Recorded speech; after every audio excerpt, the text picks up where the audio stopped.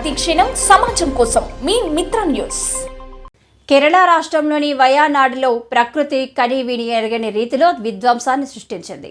కుండపోత వర్షాలతో కొండ చర్యలు విరిగి పడడంతో 100 మందికి పైగా నిద్రలోనే ప్రాణాలు కోల్పోయారు.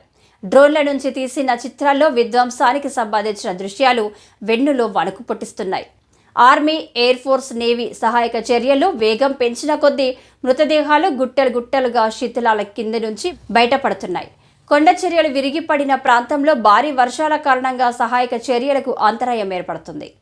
ఈ క్రమంలో మంగళవారం రాత్రి కూడా భారీ వర్షం రావడంతో రెస్క్యూ ఆపరేషన్ను నిలిపివేశారు. బుధవారం ఉదయం తిరిగి సహాయక చర్యలను ప్రారంభించారు. వయనాడ్లో సహాయక చర్యలు కొనసాగుతున్న కొద్ది మృతదేహాల సంఖ్య పెరుగుతుంది. కేరళ వైద్య ఆరోగ్య శాఖ మంత్రి వీణా జార్జ్ బుధవారం ఉదయం తెలిపిన వివరాల ప్రకారం ఈ ప్రమాదంలో 156 మంది ప్రాణాలు కోల్పోయారు. 128 మంది వివిధ ఆసుపత్రుల్లో గాయాలతో చికిత్స పొందుతున్నారు. 116 మృతదేహాలకు పోస్టుమార్టం పూర్తి చేసినట్లు తెలిపారు. వయనాడ్లో విపత్తు నిర్వహణ బృందాలు, సైనికులు సహాయక చర్యలు కొనసాగిస్తున్నారు.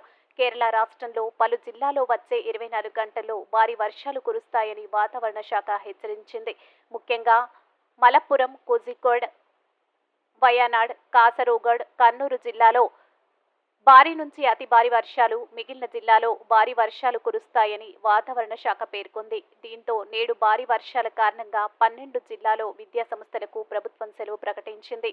కోజికోడ్, కన్నూరు, మలప్పురం, త్రిశూర్, పతనంతిట్ట, కాసరగోడ్, ఎర్నాకులం, వాయనాడ్, పాలక్కాడ్, అలప్పూజ, ఇడుక్కి, కొట్టాయం జిల్లాలో విద్యా సంస్థలకు సెలవు ప్రకటించింది.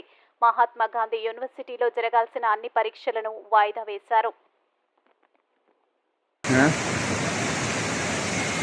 പുഴ ഈ വീടിൻ്റെ അങ്ങേ ഭാഗത്തു കൂടെയാണ് പുഴ പോകുന്നത്. രക്ഷാപ്രവർത്തനമാണ് സജീവമായിട്ട് നടക്കുന്നത്. ആ വീടിൻ്റെ മുകളിൽ ആളുണ്ട്.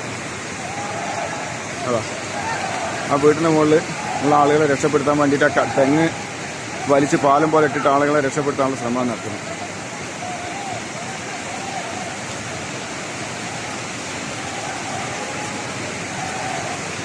ആ വീടിൻ്റെ മൂലയിലേക്കാണ് വണ്ടിയാണ് തല കുത്തനെ നിൽക്കുന്നത്. ആ കാറ്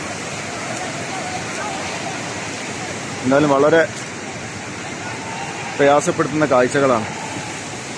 ഒരുപാട് വീടുകൾ